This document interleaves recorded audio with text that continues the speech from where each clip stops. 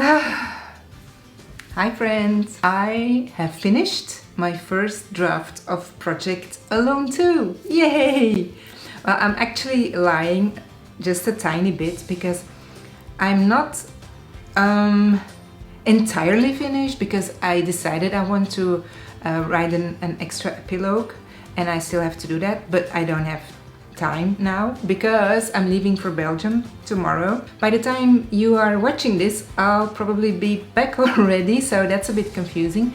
But for me, it's now the 27th of October, and my plan was to have, by tomorrow, the 28th of October, to have 75,000 words in the draft. But I came to the end of the story today, and I reached 7,194 words.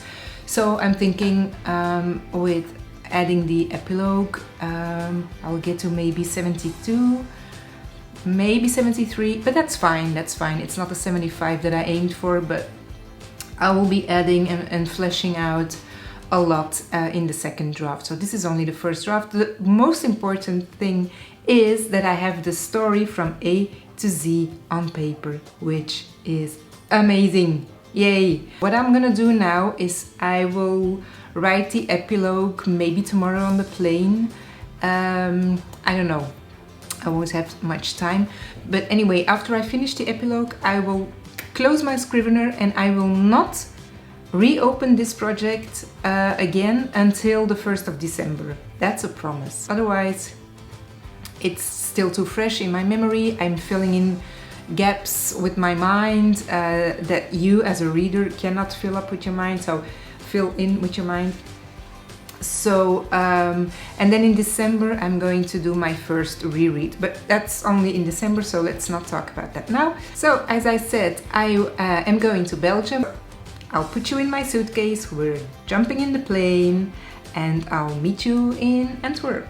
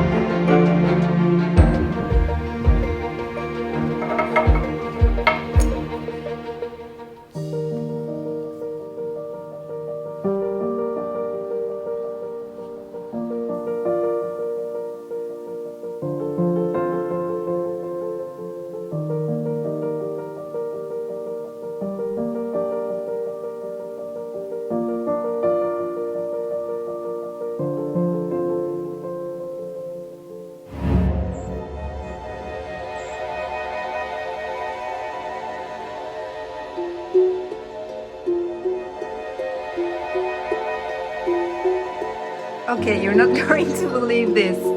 Oh my god, I'm opening the fridge. I want to take my bread and... Who the fuck is in my... Oh, sorry. And who the... is in my fridge? Oh my god! What the hell? Recently, I read Violeta by Isabel Allende, and I'm afraid I wasn't really convinced about her latest novel. Violeta is about Violeta, a woman born in the 1920s, no, in 1920 exactly, during the pandemic of Spanish flu. And she lives to be 100 years. And the book is actually in the form of a letter that Violeta writes to someone who you don't know who it is in the beginning. And she recounts her life in this letter. And this is precisely, I think, the reason why I did not like this book so much. Well, there were things that I liked. Maybe let's start with what I liked about the book. I liked the story. So Violeta's life was very interesting. Isabel Allende is from Chile. And Violeta tells not only the story of Violeta, but also of Chile. And I think this is it's really interesting. It tells about the horrors that happened during the dictatorship. People were killed, of course, and tortured. I like that part of the story, but I didn't like the tone and I didn't like the way it was written. Because it was written as a letter, I never felt close to the main character, to Violeta. I never felt like I was in the action because Allende tells the story. And I'm sure you all know, you're all familiar with the phrase show, don't tell. This whole book is a telling. There's no showing. I don't mind a little bit of telling. But in this book, it was telling from A to Z, and that put me off a little bit. But hey, that's me, that's my opinion. Maybe you have a totally different opinion. Let me know, I would love to hear it. I also have another one of Isabel Allende waiting for me to read, A Long Petal of the Sea. And I'm a bit hesitant now. Should I read it? Should I not? What do you think?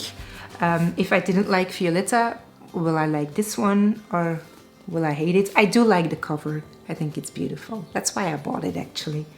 Just for the cover. Yeah, I'm shallow like that. So to end this video, I promised I would give you an update on my NanoWrimo project, which is the new feel-good novel that I'll be writing. It's a novella. It's not going to be very long. It hopefully will be part of a series, the first part of it. And I promised I would tell you a little bit more about it, so here it goes. It's going to be very hard for me to tell you what it's about without spoiling things and without saying things now that I will regret because I will change them because I'm still at the beginning of the project. But the idea is that the book will be about Mia, a girl that lives in Belgium. That's where I come from. She breaks up with a boyfriend and decides to go away for a few months, ends up in Portugal. Of course, she rents a wooden cabin, just like mine. What a coincidence. She's a translator, so she works remotely. She can work from Portugal or from wherever. Her idea is to get away from everything, get over her last boyfriend. She always attracts the wrong guys. For now, she's not interested in a new relationship. She wants to write a book because that's been her lifelong dream. But of course, in Portugal, she meets a bunch of people. The book will be called Girls of the Silver Coast. So through her landlady, she will meet 6 other girls, so 7 in total, each with their own issues, problems, and whatever. And she will also meet, of course, this one guy that she is sure is a lowlife and that she doesn't want anything to do with, although he is very handsome. Portuguese guys are very handsome, by the way.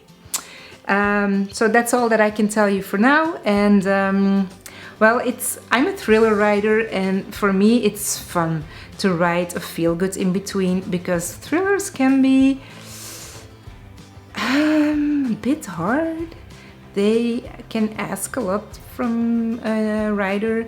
It can be quite depressing to write about murders and gloomy places and loss and stuff like that. It's nice to write something that's funny, that's romantic, that's light, and that's not too long. So that's what I'm going to do now in these few in the coming weeks, and I will keep you updated on my progress. I hope you enjoyed this video. If you did, give it a thumbs up, that would be great, or subscribe, and I will keep you updated on all my writing projects. So thank you very much. Obrigada. Ciao.